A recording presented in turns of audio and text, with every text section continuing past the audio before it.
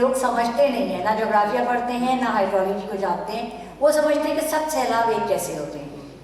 تو ڈاکٹر فضیلہ آپ بتائیں کہ ان تینوں سیلابوں میں کیا فرق تھا اور کیا وجہ ہے کہ اس کی رسپانس میں اس طرح کا فرق ہمیں نظر نہیں آیا. Thank you, Afia. I hope I'm audible. Yes? So first of all, thank you so much for having me. میرے خیال سے جو پاکستان میں یہ کامن مسکنسیپشن ہے کہ ایک ہی طرح کا فلڈ ہے. منسٹر صاحب نے بھی اپنی اسپیچ کے اندر ہمارے ڈفرینٹ واٹر کی سورسز کی بات کی. جس بات کو میں ایمفسائز کرنا چاہتی ہوں، اور یہ ہمارے جو لاسٹ 3 فلڈس کے بنیادی فرق پہ روشنی ڈالے گا، وہ ہے انسان اور ہمارا اور نیچر کا تعلق. ہم نیچر کو بدلتے ہیں، ہم اس کو کنٹرول کرنے کی کوشش کرتے ہیں. تو ود دیٹ لینس پاکستان کے اندر ایک ٹائپولوجی ہے فلڈس کی، جس کے اندر اگر ہم موٹی موٹی بات کریں تو رود کوئی ایک طرح کا سیلاب ہے جس میں 2022 میں خاص طور پہ بہت جو کوہ سلیمان اور کیتھر رینج کی جو علاقے ہیں، ڈیرہ غازی خان میں خاص طور پہ بہت تباہی مچائی. جو رود کوئی کے فلڈز ہیں ان کی ایک they warrant a different kind of reaction, they warrant a different kind of set of solutions.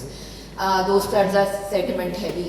وہ ایک دم آتے ہیں آپ کے پاس، کچھ اگر آپ لکی ہوں تو کچھ گھنٹے ہوتے ہیں، ورنہ کچھ منٹ کی آپ کے پاس وہ ہوتی ہے مارجن جس میں آپ کو ایویکویشن اور وارننگس دینی پڑتی ہیں. تو رود کو ہی کا وہ جو ایریا ہے جس کے اندر آپ کا ساؤتھ پنجاب ہے، the areas within Sindh, again the Suleiman and that little triangle bang in the center of your country.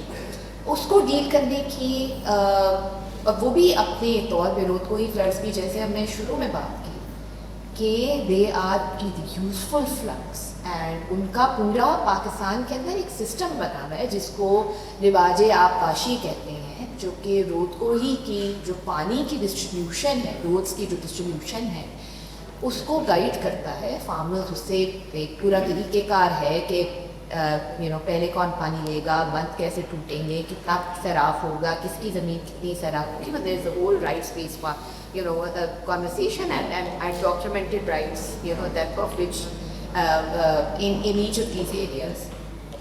دوسرا، جب ہم فلڈ کی طرف آتے ہیں جو کہ ہمیں 2025 میں نظر آتا ہے، اور اگین میں جو سمری دوں گی اس کی بہت ساری لیئرز ہیں یہ کانورسیشن کی. وہ ہمیں 2025 کے اندر ریورائن فلڈس بھی نظر آتے ہیں، جس کے اندر ہمیں ایسٹرن ریورز، ہمارے جو ریورز غالباً انڈیا کے پاس چلیں گے انڈس واٹر ٹریٹی میں، جن کے اوپر ڈاؤن اسٹریم ان میں ہمیں فلڈنگ نظر آئی، جس کی وجہ سے آپ کی بوڈھا والی سوسائٹیز جو ہمیں لگتا تھا کہ وہ تو جب پانی اور راوی میں پانی نہیں آتا، وہ فلڈس بھی، اور ہم نے ڈسٹرکشن دیکھی. اور دوسرا ہمیں اربن فلڈنگ نظر آتی ہے. اگین یہ دونوں، جو دوسری طرح کا فلڈ جو ہم نے 2025 میں دیکھا، اس فلڈ کی ہمارے پاس تھوڑا سا زیادہ رسپانس ٹائم ہوتا ہے. ہمارے پاس کئی دن کی ہمیں وارننگ مل جاتی ہے، اس کے لیے پریپیئر کرنے کا زیادہ ٹائم ہوتا ہے.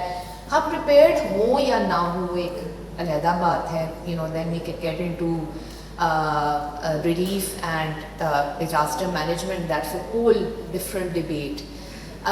لیکن یہ دونوں جو 2025 میں ہم نے دیکھا، اس کے اندر کچھ تو urban drainage کے فیلئر ہمیں نظر آئے، وہ بھی بہت پولیٹیکل ہیں. جیسے میں نے کہا ہے، انسان کا ریلیشن شپ ود نیچر، انسان اور نیچر کیسے آپس میں ایک دوسرے کو، how does man affect nature and how does nature affect man in that relationship and how constitutive that relationship is. دوسرا ہمیں جو نظر آتا ہے وہ آتا ہے، so one is of course that drainage. دوسرا very strongly land use and land use patterns emerged as one of the the strongest determinants of where the destruction was.